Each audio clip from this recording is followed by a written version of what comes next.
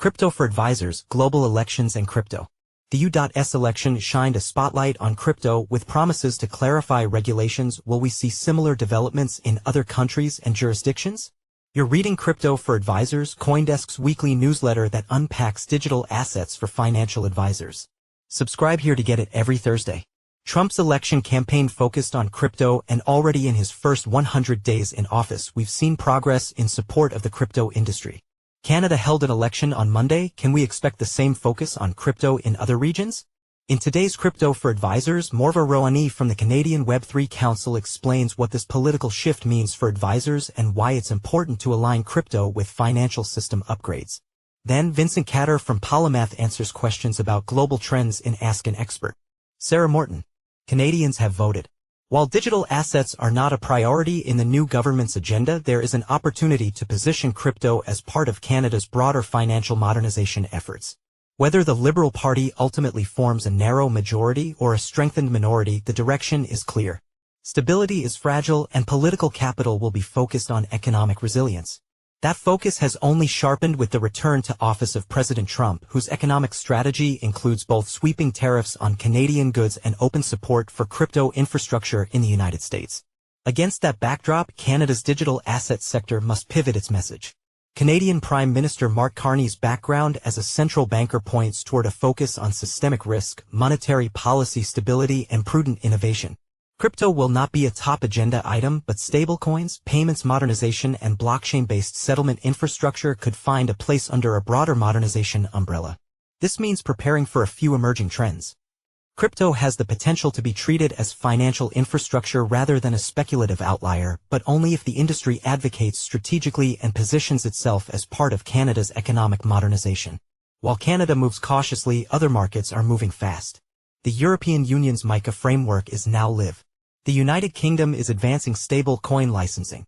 In the United States, President Trump's return has brought an aggressive push for crypto as part of his economic strategy alongside sweeping tariffs on Canadian exports. This combination has forced economic modernization to the top of the agenda in Ottawa.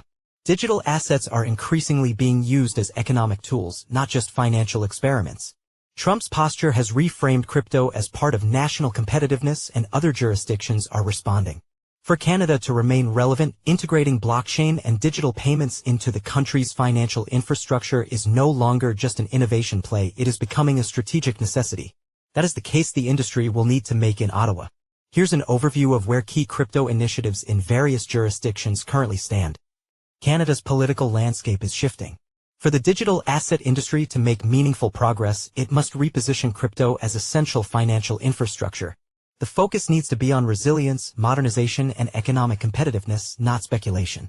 Advocacy efforts must tie digital assets to broader national priorities like upgrading payment systems, enhancing financial stability, and maintaining Canada's economic relevance in a changing global economy.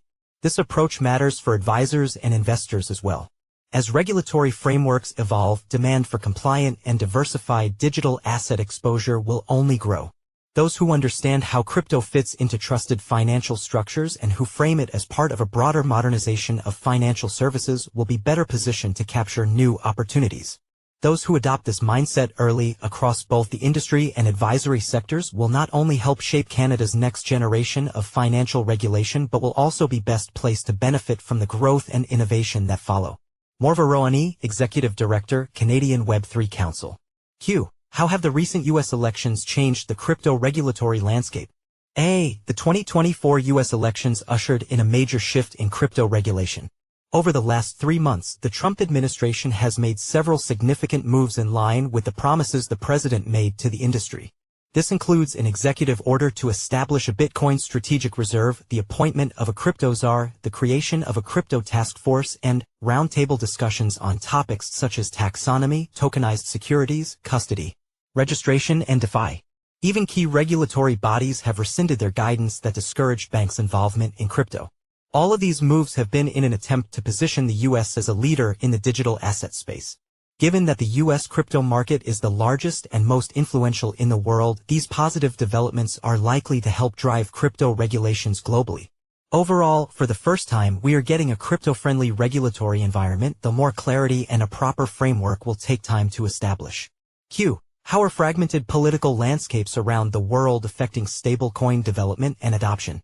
One of the best used cases of crypto, stablecoins, has become a significant part of the financial system and naturally attracted regulatory scrutiny. But the global regulatory environment remains fragmented, creating uncertainty. In the US, authorities are actively working on stablecoin regulations.